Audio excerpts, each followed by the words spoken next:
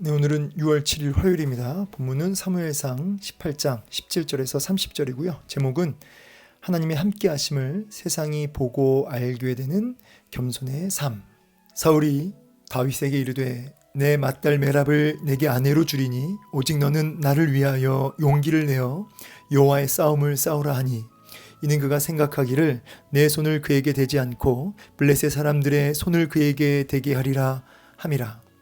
다윗이 사울에게 이르되 내가 누구며 이스라엘 중에 내 친속이나 내 아버지의 집이 무엇이기에 내가 왕의 사위가 되리이까 하였더니 사울의 딸 메랍을 다윗에게 줄 시기에 무올라 사람 아드리엘에게 아내로 주었더라.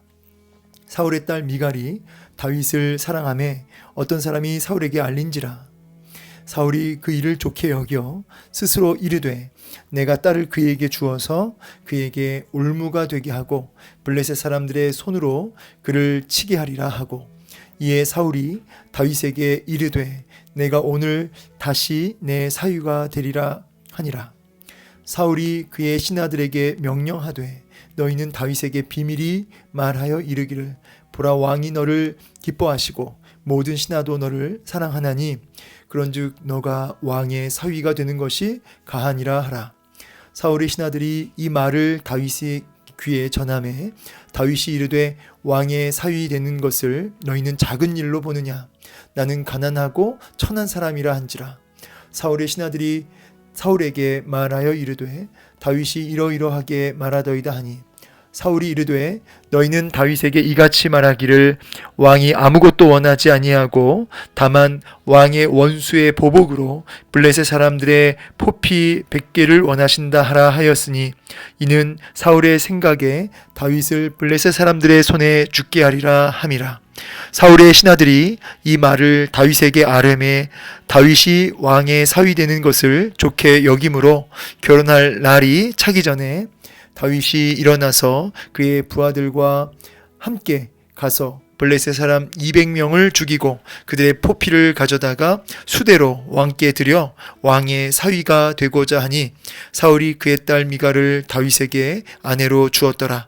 여호와께서 다윗과 함께 계심을 사울이 보고 알았고 사울의 딸 미갈도 그를 사랑함으로 사울이 다윗을 더욱더욱 두려워하여 평생에 다윗의 대적이 되니라. 블레셋 사람들의 방백들이 싸우러 나오면 그들이 나올 때마다 다윗이 사울의 모든 신하보다 더 지혜롭게 행하매 이에 그의 이름이 심히 귀하게 되니라. 아멘. 네, 오늘 본문을 통해서 또 우리에게 말씀하시는 주의 음성 듣고 순종하는 열매가 있기를 소망합니다. 자, 오늘 본문은 이제 17절부터 이제 마지막 절까지 보겠습니다. 오늘 단락을 크게 나누면 17절부터 19절은 이제 메랍, 사울의 딸이죠. 메랍과 이제 결혼을 시도하는 사울 왕의 계략을 보게 됩니다. 근데 이제 이 부분을 다윗이 거절하고 또 메랍이 또 그때 마침 또 예정된 남자가 있어서 이제 결혼을 해버리게 되죠. 그래서 이제 17절에서 19절까지 한 단락으로 메랍과의 결혼이 시도되는 모습, 그리고 이제 20절에서 28절은 이제 미갈과 이제 결혼하게 되는 이제 다윗의 모습을 보게 되고요. 마지막 29절과 30절은 이제 결혼 이후 이제 사울의 태도, 이제 다윗을 더욱 두려워하게 되죠. 그리고 이제 다윗의 이름이 존귀하게 되는 그 부분으로 이렇게 나뉘어집니다. 그래서 이렇게 세 가지로 나누게 되고요. 자, 오늘 한 절씩 빠르게 보면서 오늘 메시지 우리가 깨닫고 순종하기를 원합니다. 자, 17절 보면 사울이 다윗에게 이르되 내 맏딸 메랍을 너에게 아내로 주겠다. 오직 너는 나를 위하여 용기를 내어 여호와의 싸움을 싸우라 하니. 자, 여기 보시면 사울의 맏딸 메랍을 이제 아내로 주겠다고 하면서 전쟁에 나가라는 겁니다. 지금 이 부분이 굉장히 뭐가 문제냐면 일단 골리앗과의 전쟁이 있었죠. 골리앗과의 싸움. 그때 분명히 사울이 뭐라고 했냐면 저 골리앗을 이기면 무찌르면 그에게 딸을 주겠다고 이미 이제 공공연하게 얘기를 했었습니다. 근데 이제 다윗이 골리앗을 무너뜨렸는데 딸을 안 준 거죠. 이제 본인이 말을 번복한 거죠. 근데 마치 지금 제안을 하기를 지금 딸을 줄 테니까 또 이제 싸우라는 겁니다. 뭔가 이 골리앗과의 이 전쟁은 뭐 없던 일처럼 마치 본인이 얘기했던 약속은 마치 없던 것처럼 이렇게 해버리고 은근슬쩍 딸 주려고 하니까 전쟁에 나가서 싸우라는 겁니다. 근데 말을 꼭 이렇게 해요. 여호와의 싸움을 싸우라. 본인을 위한 싸움인데 마치 하나님을 위해서, 하나님을 대신해서, 하나님의 영광을 위해서 싸워야 된다라고 지금 선동을 하고 있는 거죠. 본인을 위한 싸움인데 하나님을 위한 싸움으로 지금 다윗에게 촉구하고 있습니다. 이게 이제 지금 딸을 도구 삼아 자기의 목적, 다윗을 죽이고자 하는 그 목적을 위해서 딸을 도구로 삼는 모습 보게 되고, 또 사실은 하나님을 위한 싸움도 아닌데 본인의 목적을 이루기 위한 싸움인데 말을 포장지를 어떻게 했어요? 여호와의 싸움을 싸우라 이렇게 얘기하고 있죠. 여러분, 우리도 하나님을 위한 싸움인지 아니면 정말 사실은 내 욕심과 내 어떤 유익을 위해서, 이익을 위해서 이렇게 사실은 나아가면서 마치 하나님의 영광을 위해서 그 일을 하는 것처럼 포장할 때가 얼마나 많습니까? 사울처럼 속은 내 욕심과 내 목표, 내 어떤 그 계획들로 가득 차 있는데 모양 겉은 뭐예요? 하나님의 영광이라고 하는 포장지로 감싸고 속이고 있는 거죠. 자, 이런 사울의 악한 모습이 우리들 안에도 분명히 있을 수 있죠. 여러분, 열심히 우리가 열정적으로 우리가 이 땅에서 공부도 하고 또 직장에서 돈도 벌고 또 교회 생활도 열심히 하고 다 좋습니다. 근데 우리가 하나님 영광을 위하여 그 일을 감당하면서도 사실은 은근슬쩍 사실 진짜 우리의 목표가 하나님 영광이 아닌 내가 잘됨에, 또 내 자녀가 잘됨에, 또 내가 앞으로 나아가는 길이 형통하는 그것에 혹시 목표가 있지 않은지, 그리고 하나님의 영광은 그냥 이렇게 그냥 사실은 수단이 돼버리는, 목표는 하나님 영광이 아니라 내 욕심을 이루는, 내 꿈을 이루는 이런 것으로 혹시 주객이 전도되어 있지는 않은지 한번 점검해 볼 필요가 있겠다. 사실 저도 이제 담임 목회에 대한 소망함도 있고요. 저도 부목사니까요.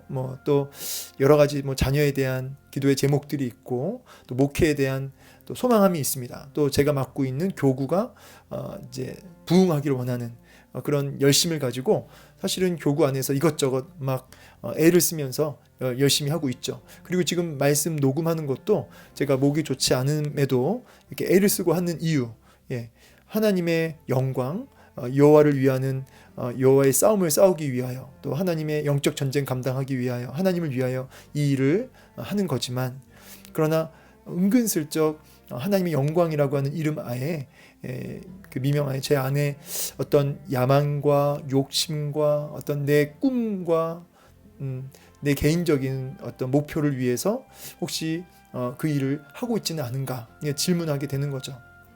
그래서 여러분, 이 부분을 우리가 날마다 면밀하게 우리 속을 들여다보고 주객이 전도되지 않도록. 근데 이렇게 되면 어떻게 되는 줄 아세요? 내가 어떤 원했던 계획이나 어떤 내 생각이 꺾여졌을 때, 내가 원하는 대로 되지 않았을 때 실망하지 않는다는 거죠.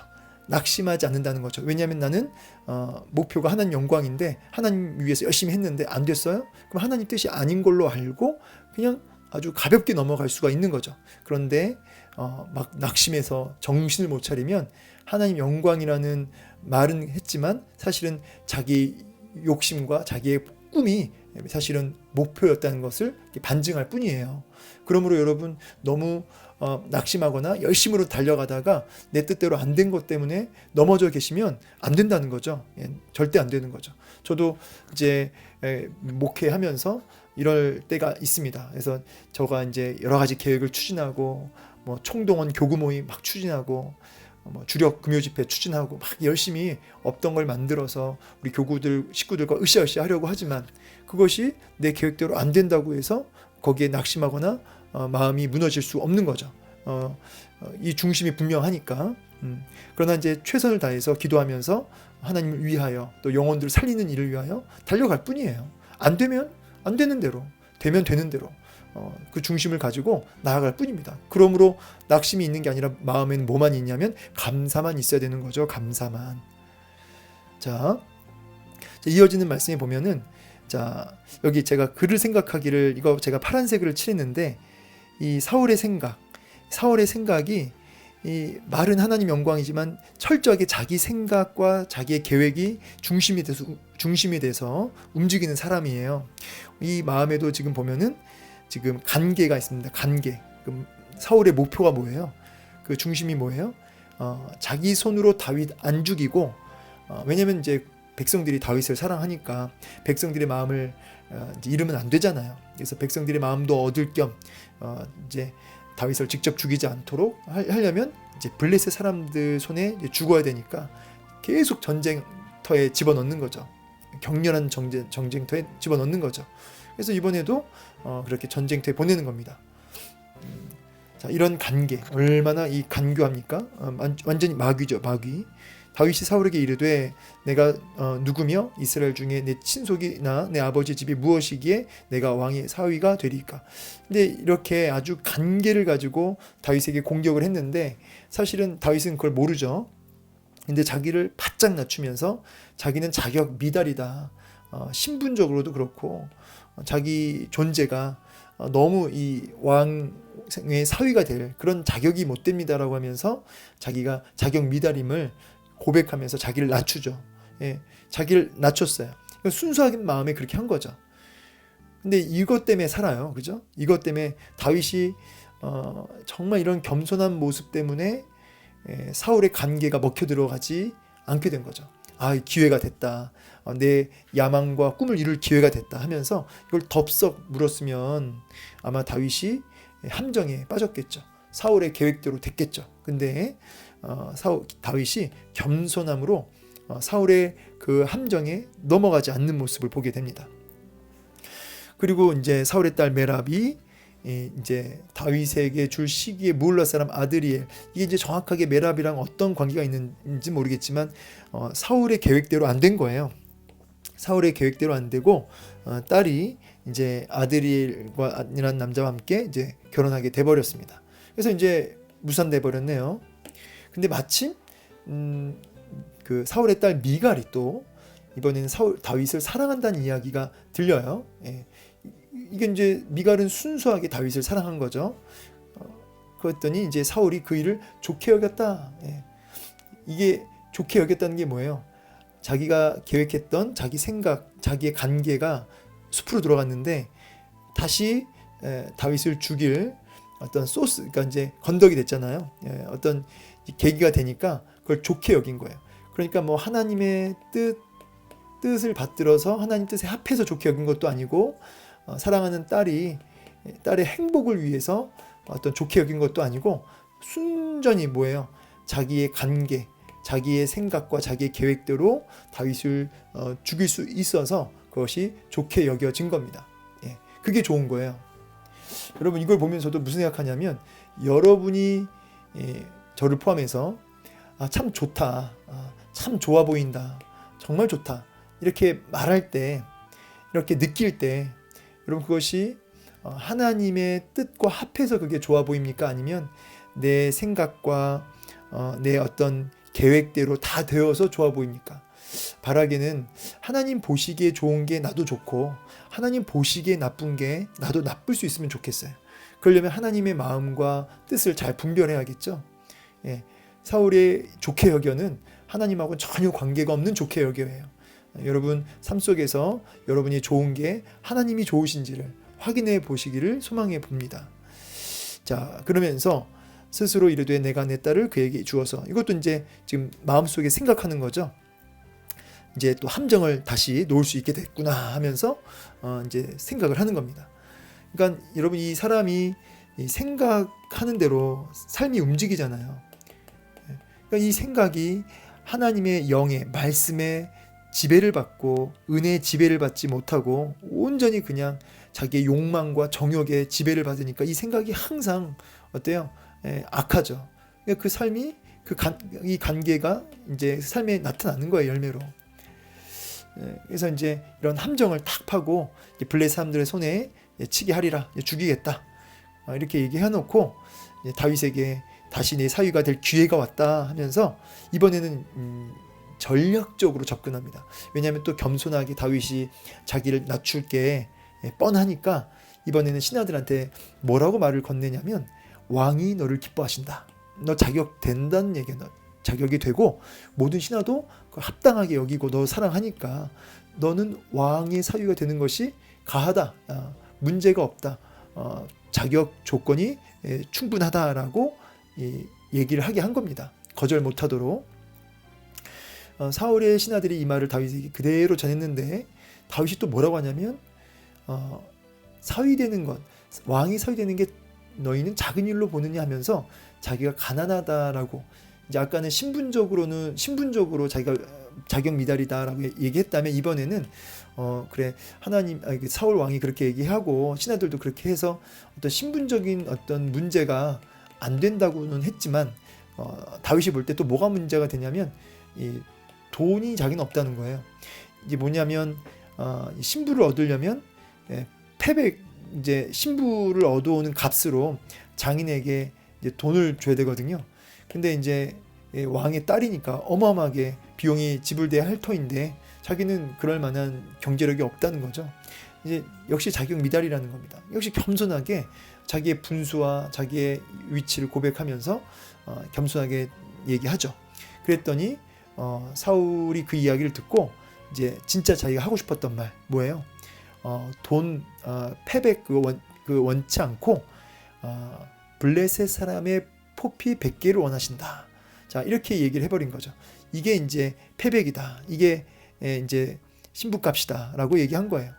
이제 이렇게 하면 이제 블레셋을 무찌르면서 전쟁을 하다가 이제 죽게 되니까. 참고로 이 포피 100개다라고 했을 때는 블레셋 사람들은 할례를 안 했으니까 그들의 포피 100개다라고 했을 때는 이제 가장 확실한 증거죠. 다른 사람 죽여놓고 이제 죽였다, 블레셋 사람 죽였다 이렇게 말할 수 없는 거예요. 그래서 포피 100개를 원하신다 하면서 증거물로 갖고 오라는 거죠. 역시 이제 사울의 생각에 이런 간계로 다윗을 죽이려고 든 겁니다. 이제 그 말을 듣고 다윗이 이번엔 좋게 여겼습니다. 좋게 여겨서 이제 나아가게 되죠. 이건 참 하나님의 섭리인 겁니다. 왜냐하면 다윗과 하나님 함께 하셔서 이제 승리하시고, 어쨌든 이 사울의 딸과 결혼함으로 이 다윗이 이제 어떻게 보면 이제 앞으로 왕이 될 텐데 그 왕 권위를 어떤 이제 그 세력을 이제 갖게 되는 그런 발판이 되기도 하게 되죠. 이 미갈, 또 실제로 이 미갈 때문에 다윗이 살아요. 이 사울 왕이 죽이려고 할 때 미갈이 이렇게 살려주죠. 몰래 빼돌리죠. 이게 하나님의 그 섭리였습니다. 하나님의 계획 속에서 이 결혼을 성사하시는, 이 결혼이 하나님 앞에서 이게 합당한 결혼이었죠. 그래서 사울은 다윗을 죽이려 든 결혼이었지만 이것은 오히려 본인의 함정이 됩니다. 사울의 함정이 돼요. 함정을 팠는데 본인이 그 함정에 빠진 꼴이 되죠. 다윗이 부하들고 일어나서 200명, 블레셋 200명을 100명 요구했는데 배로 200명을 죽이고 포피를 드리고 바치고 이제 결혼하게 됩니다. 자, 이런 모든 걸 보면서 부정할 수 없는 게 뭐예요? 야, 진짜 하나님이 다윗과 함께 계시는구나를 온 백성이, 특별히 사울이 그걸 눈으로 톡톡히 보는 거죠. 아니, 불가능한 전쟁, 불가능한 싸움에서도 그냥 이기는 거예요. 그러니까 이제 하나님의 살아계심, 특별히 다윗과 함께 하심을 그냥 눈으로 보인다는 거죠. 눈으로 보인다. 그냥 알게 돼요. 하나님 함께 하심을. 저는 이제 이 말씀 보면서 세상이 사울과 같은 세상이 여러 가지 관계와 여러 가지 어떤 세속주의, 여러 가지 공격이 있잖아요. 성도들을 향해서, 교회를 향해서. 근데 그 성도가 정말 그 교회가 세상이 봐도 야, 하나님 살아 계시는구나. 하나님이 너와 함께 하시는구나. 하나님이 정말 저 교회와 함께 하시는구나. 하나님 일하고 계시는구나. 이거를 세상이 보고 알 수밖에 없는 이런 역사가 오늘 우리 가정과 여러분의 인생과 교회 가운데 있기를 원해요. 세상이 하나님이 함께 계심을 봐야 된다는 거예요. 우리의 모습을 통해서. 근데 하나님이 함께 계심을 보기는커녕 세상 사람들보다 더 욕심부리고 더 사울 같고 이러면 안 되는 거죠. 자, 그래서 결국 결론적으로는 사울이 다윗을 어떻게 했다? 이제 두려워했다가 아니라 더욱이란 단어 한 번 더 붙어요. 더욱 두려워해요. 이제는 하나님이 함께 계심을 보고 확실하게 느끼니까 그 세상이 더 떠는 거죠. 사실은 누가 두려워 떨어야 돼요? 다윗이 사울 앞에 두려워 떨어야 되는데 역으로 이제 왕이 사울이 두려워 떠는 모습, 이게 이제 성도의 모습이어야 되는 거죠. 자, 그래서 백성들에게 더 사랑스러워하는, 그리고 이름이 존귀하게 되는 모습, 이 모습으로 오늘 본문이 마무리됩니다. 자, 오늘 메시지의 교훈이 여러 가지가 있지만 제가 이제 이 말씀을 좀 드리고 싶어요.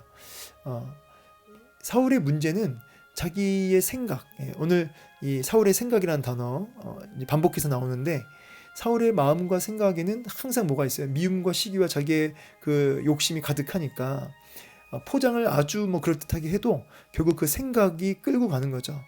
그래서 그 여러 가지 관계와 계획을 가지고 공격을 합니다. 그렇지만 다윗은 어때요? 겸손함으로 나아가죠. 또 하나님이 그와 함께 해주시죠. 더욱 겸손한 다윗, 함께 하시는 하나님의 은혜. 자, 이것들로 인해서 그 올무, 그 함정에서 빠져나올 뿐만 아니라 더 큰 승리와 더 큰 사랑을 받게 되는 모습을 보게 됩니다. 자, 오늘날도 여러 가지 공격이 우리 안으로나 밖으로나 사방으로 있어요. 근데 그럴 때마다 우리는 어떻게 승리해야 되냐? 바로 다윗처럼 겸손함으로 내 욕심을 이렇게 관철시키고 내 계획대로 되는 것을 향해서 살지 말고 겸손하게 하나님의 뜻 앞에 순종하며 나를 낮추며 겸비하며 그렇게 나아가는 그런 겸손한 자, 그와 또 하나님이 함께 하시잖아요. 그런 겸손한 자의 모습으로 나아갈 때 함정에 빠지는 것이 아니라 오히려 함정 판 사람들이 그 함정에 빠지고요, 하나님의 놀라운 그런 은혜를 맛보게 되실 것입니다. 그래서 오늘의 말씀의 결론은 이 겸손이다, 이 말. 겸손. 어떻게 겸손할 것인가? 이 겸손이란 단어를 공부하면 세상에서 말하는 어떤 도덕적 윤리적 겸손이 아니에요. 빌립보서 2장 3절에서 8절 말씀을 이렇게 쭉 읽어보면 겸손의 의미를 좀 알 수 있는데, 아무 일에든지 다툼이나 허용으로 하지 말고 오직 겸손한 마음으로 각각 자기보다 남을 어떻게 해요? 낮게 여기고, 일단은 남을 낮게 여기는 다윗의 모습 연결되죠. 그러면서 각각 자기 일을 돌볼 뿐더러 또한 각각 다른 사람들의 일을 돌아보아 나의 기쁨을 충만하게 하라 하면서 이렇게 얘기합니다. 겸손에 대한 이야기가 어디로 연결되냐면, 이 마음을 품으라 5절에 누구 마음? 그리스도 예수의 마음이니, 예수의 마음은 뭐예요? 6절, 그는 근본 하나님의 본체시나 하나님과 동등됨을 취할 것을 여기지 아니하시고 오히려 자기를 비워 종의 형체를 가지사 사람들과 같이 되셨고 사람의 모양으로 나타나사 자기를 낮추시고, 그 다음 중요합니다. 죽기까지 복종하셨으니 곧 십자가에 죽으심이라. 이 겸손이 어디로 연결되냐면 남을 나보다 낮게 여기고에서 머무는 것이 아니라 죽기까지 복종하시는 이 복종이라는 단어로 연결되죠. 그러므로 겸손은 하나님의 뜻 앞에 복종되어지는 삶이에요. 결과든 과정이든 하나님 뜻 앞에 감사함으로 복종되어지는, 죽기까지 복종되어지는 삶을 의미합니다. 이 겸손이 승리의 비결이라. 자, 오늘 이 말씀 기억하시고 여러분의 겸손의 모습을 통해, 그 복종의 모습을 통해 하나님이 함께 하심을 더 풍성히 누리고 세상이 그걸 보고 알므로 세상이 더 두려워 떨며 정말 하나님의 영광에 진짜 살아갈 수 있는 저 여러분 되기를 주의 이름으로 축복합니다. 감사합니다.